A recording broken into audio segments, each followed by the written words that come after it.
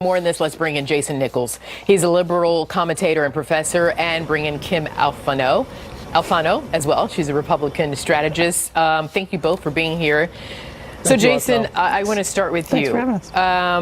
Will this be an avoidable self-inflicted injury by the Democrats to be embroiled in intramural fighting at the very start of their rule over the House, over the speaker position?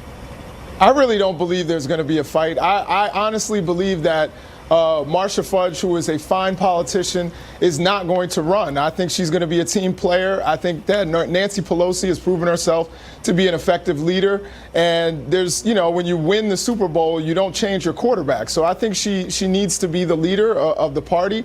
Marcia Fudge only has 24 supporters by her own count. She also has some issues in terms of supporting LGBT protections, civil rights protections, that I think won't endear her to a lot of other Democrats. So I think that Nancy Pelosi will be the speaker. I don't think it'll even be close, and I really believe that Marcia Fudge is going to support her. Kim, what's your take? I think he's right. She's going to be the leader. I don't know why anybody wants the job. She's going to see what it's like to, be in charge of a caucus that does not agree with itself. It's going to be a thankless job. I cannot wait for her to have to deal with, the socialists in her party and the younger folks from the far left that are going to have some ideas that Nancy Pelosi will even think are far left. And frankly, it's great for the Republican Party. Either way, whether it's her or someone new, they're going to have to make a case for undoing all the good that we've been able to do for raising. They're going to have to make a case for raising taxes and for bringing back regulations that we were able to roll back, and for stopping the economy from moving forward with those types of policies. So I don't know why she wants the job. Jason, Jason, how can Congresswoman Pelosi, win over whatever opponent she has at this time? And should she, I think Garrett Tinney sort of hinted at this, or, this is what, he doesn't hint, he's a reporter, this is what he addressed in his story. Should Congresswoman Pelosi promise to take on a protege, teach a future Democratic House Speaker if she gets the reins again?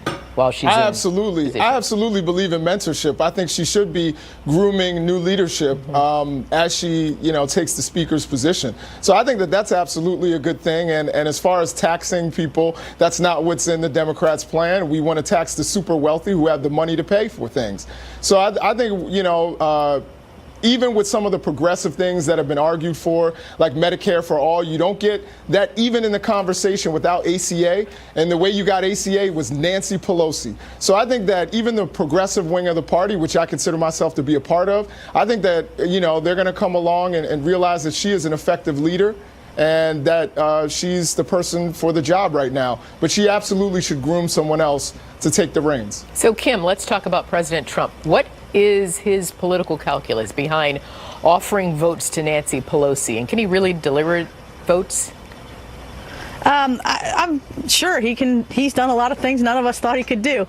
I think the calculus is, again, it's not easy to be the party that has to now come in their minds, scratch everything and start over again. And especially when everybody agrees, Republican, Democrat alike, that the economy is in a good place. So I think that he's happy either way, but I think he has a rapport with Nancy Pelosi. And frankly, we as She's Republicans been a punching bag of his her out on the campaign trail the last few months, though. I was going to say, as Republicans, we put a lot into this, so we'd love to have her right there at the head of this for another couple of years or so until the next set of elections. How'd that work out for you? Using her as a punching bag didn't work out very well. But what I will say is I think that the president has a different calculus. I think that he wants to sow the seeds of discord within the Democratic Party. He also thinks perhaps that Nancy Pelosi will 0-1 on that border wall that's never going to get built. So I think, he's trying to make people distrust one another. He knows if Republicans vote for Nancy Pelosi that maybe some Democrats will start to distrust her. I don't think it's going to work. She's already widely rejected Republican support. She's going to win with Democratic support. Yeah. Okay, well, Kim, I'm sure you have something to say about that, but I just got a hard wrap, which means I have to go. So I do apologize to you, Kim. No worries. But we'll have you on again. Appreciate your perspective to you both, Kim and Jason. Thanks, Arthel. Thanks, Kim. Take care, guys.